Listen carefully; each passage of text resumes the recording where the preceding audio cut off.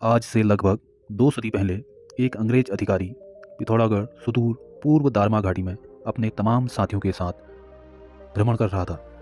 धारचूला से जैसे ही 20 किलोमीटर तवा घाट पहुंचकर इस अंग्रेज अधिकारी का सरकारी दस्ता दारमा घाटी में पहुंचता है और दारमा घाटी के दातू गांव में पहुंचता है। जहां पहुंचकर वह देखता है कि न्योली नदी व धौलीगंगा के संगम पर कई बोरों में रुपया पैसा भर कर रखा है। नदी किनारे एक सौका महिला अपने पंडित के साथ पूजा करने में व्यस्त थी। पूजा खत्म होते ही वह सौका महिला उन रुपये पैसों से भरे बोरों को नदी में बहाने लग जाती है। ये सब देखकर उस अंग्रेज अधिकारी के होश उड़ जाते हैं। उसने अपने सिपाहियों को तुरंत उस महिला के पास भेजा और इन पागलपन का कारण पूछा। कारण कुछ इस प्रकार था कि महिला अपने मृत पति के अंतिम संस्कार के बाद परोपकार के रूप में रुपया पैसा नदी में बहा रही है और इससे उसके मृत पति की आत्मा को शांति मिल सके।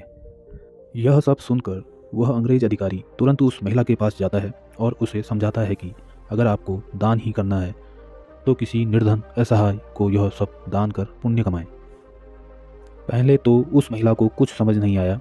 जब आया तो कालांतर में वो काम किया जिसके लिए उसका नाम इतिहास में अजर अमर हो गया। इतिहास में इस महिला को कुमाऊं की सबसे दानवीर महिला कहा जाता है। ये महिला थी दारमा घाटी की जसुली देवी, जिसके इतिहास में दानवीर जसुली सौक्याणी भी कहा जाता है।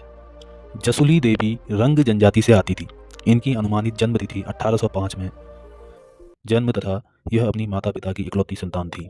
इनका विवाह व्यापारी जम्बू सिंह के साथ हुआ और एक पुत्री भी हुई, लेकिन पति और पुत्र का निधन हो जाता है, जिस कारण जसुली देवी समस्त धन दौलत को दान पुण्य के कार्यों में लगाती है। मरने से पहले जम्बू सिंह अपनी उस धन दौलत को भी बता गए जो उन्होंने खेतों में गाड़ कर रखी थी। केवल खेतों से निकली धन दौलत ही करोड़ों में थी। इसी समय अंग्रेज अधिकारी का दौरा भी दारमा घाटी में सुनिश्चित हुआ। कुमाऊं कमिश्नर हेनरी रैमजे वह देखते हैं कि पति की मौत के बाद सारा धन दौलत नदी में बहाने वाली यह महिला कौन है।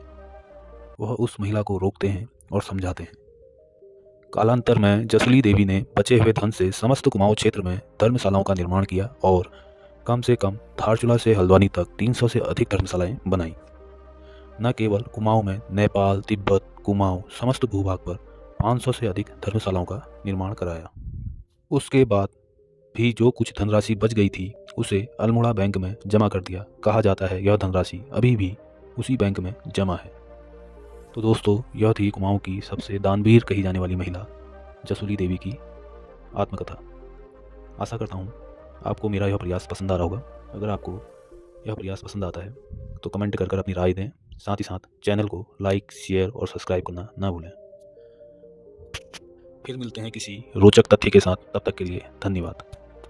और चैनल में नए जुड़े हैं तो चैनल को लाइक, शेयर, सब्सक्राइब ज़रूर करें।